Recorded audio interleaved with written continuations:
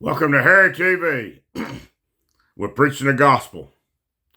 And we're going to pick up in Romans chapter 13 and verse 1. Remember, we're doing a study on Romans, or the Romans approach to life. And what we're going to be looking at today is going to be our responsibility to the state or to the government. And how fitting this is that as Christians, our responsibility to life is to obey the laws that be. So let's read what Paul has to say about the governing authorities in chapter 13 and verse 1.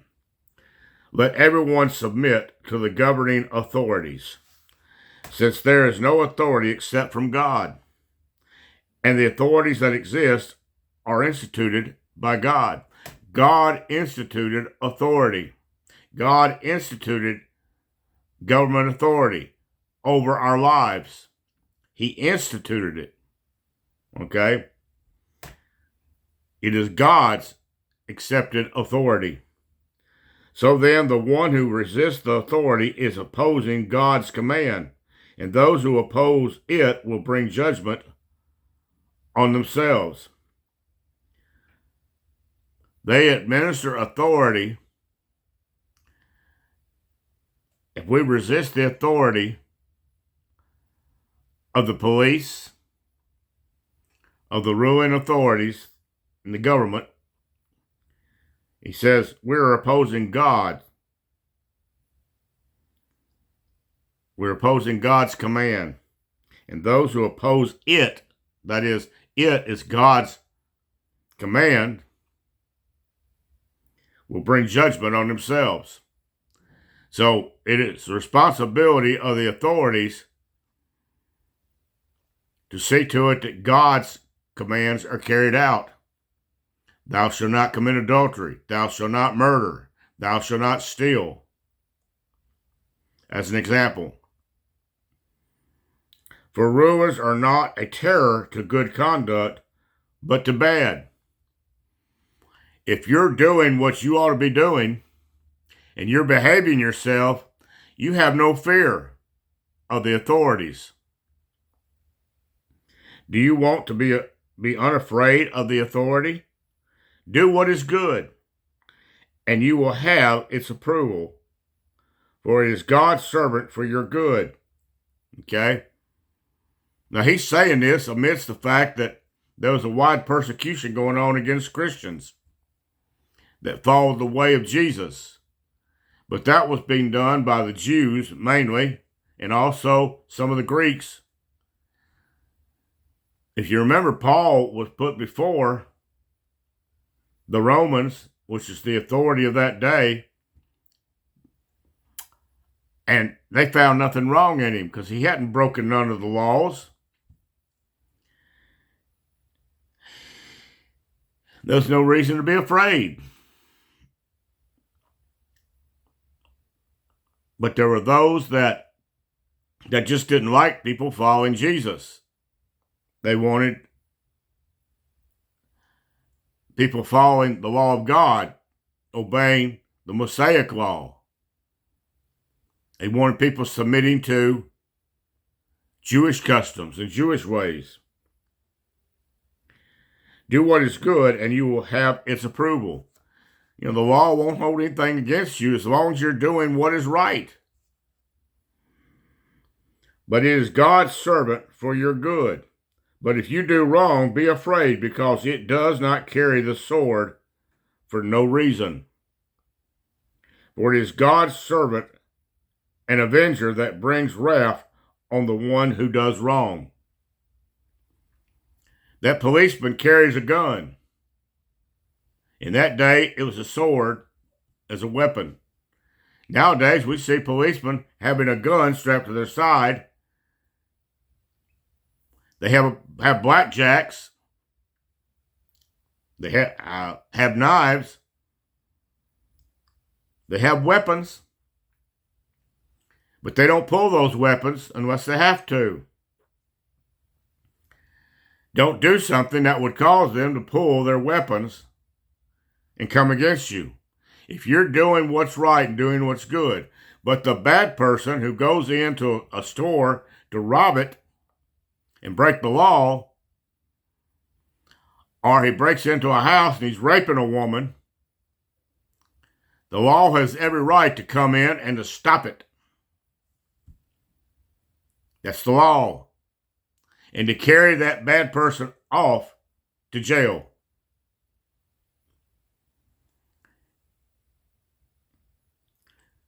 You do what's right. You do what's good. Okay? You behave yourself and you respect the authorities that be. If you get pulled over, you're driving down the road and you're going over the speed limit, according to how fast you're going, it can be considered reckless driving. You can actually get thrown in jail. But when you see the speed limit, you slow down to the speed limit and you drive like you're supposed to drive. Don't drive like a maniac.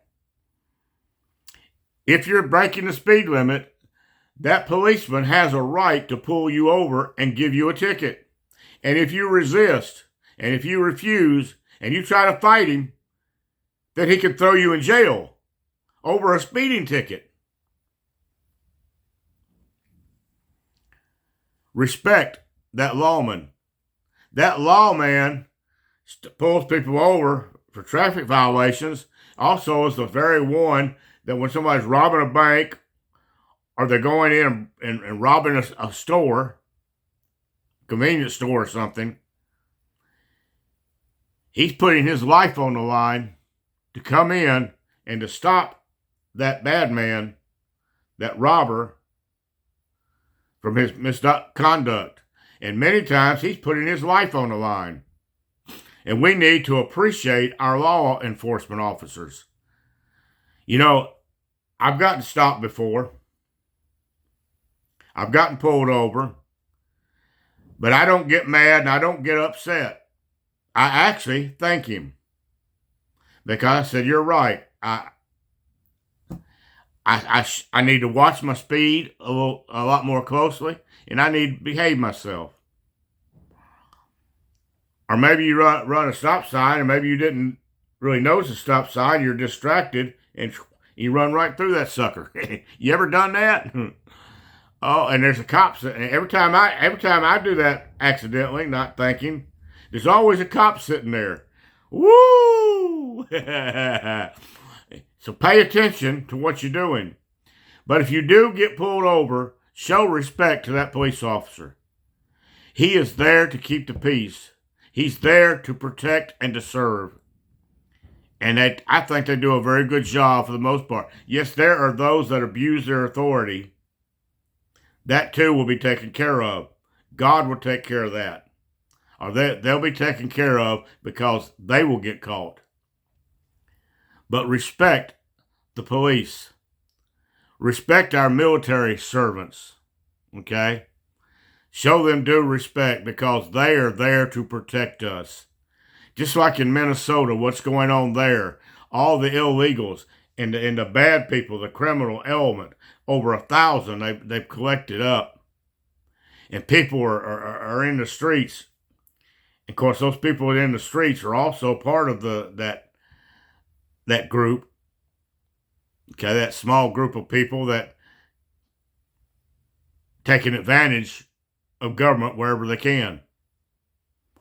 But here they are, they're up there putting their lives on the line to try to protect us because of all these illegals that have come in and all the women that's being raped, all the bad things that's going on. We got to get them out of here. Thank you. Thank you, DOJ.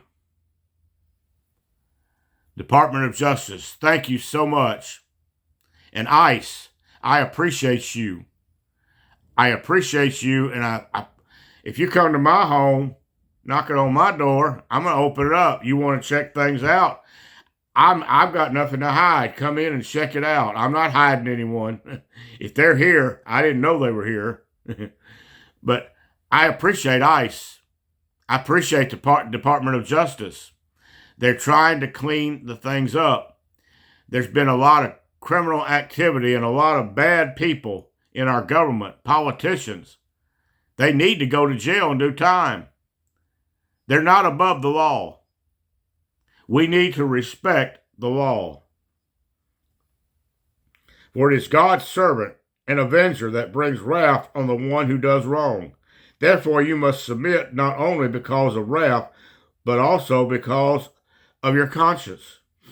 And for this reason you pay taxes, since the authorities are God's servants, continually attending to these tasks.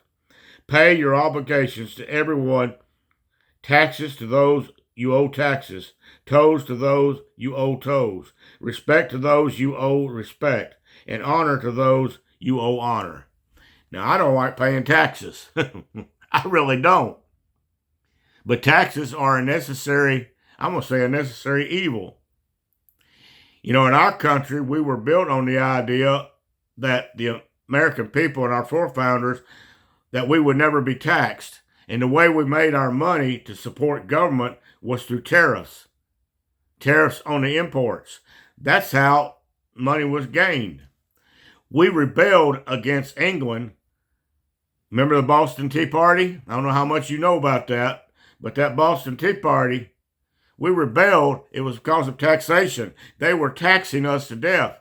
They were overdoing it. And our government was set up so the American people are not taxed. What you earn is yours. There was no income tax.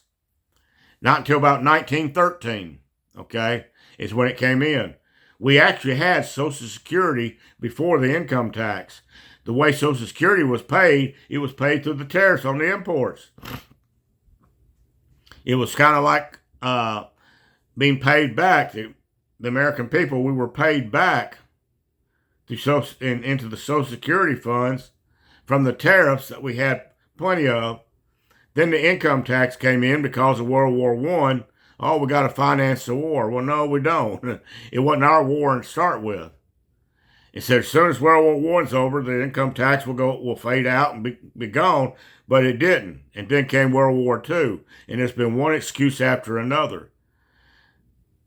The income tax is something that is unconstitutional, but we have it. So we have to file our taxes, and we have to do what the government says we have to do until we can get someone that will abolish those income taxes and get us back to where we used to be as America. And that is tariffs on the imports. And then as you'll see with the tariffs, we got industry coming back in and rebuilding in America, and jobs are opening up. You know, we don't need federal jobs where everybody gets a federal job and they sit around twiddling their thumbs, all day long. We need workers. We need people willing to get out and work and make a living. And we need industry, manufacturing, agriculture, like we used to have in this country. And Trump's trying to bring all that back. He's trying to bring us back to the place we ought to be. And I believe eventually, if he has his way, and I'm hoping before he gets out of office, the income tax will disappear. Wouldn't that be great? And you'll keep all of your money. You won't have to file taxes. You keep all your money, 100% of what you earn. Oh, like it used to be in the good old days. I can't even remember that. I wasn't born back then, but all I know is by history.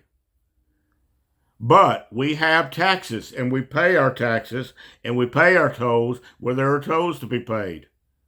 Okay, we do what's right. Honor to those you owe honor.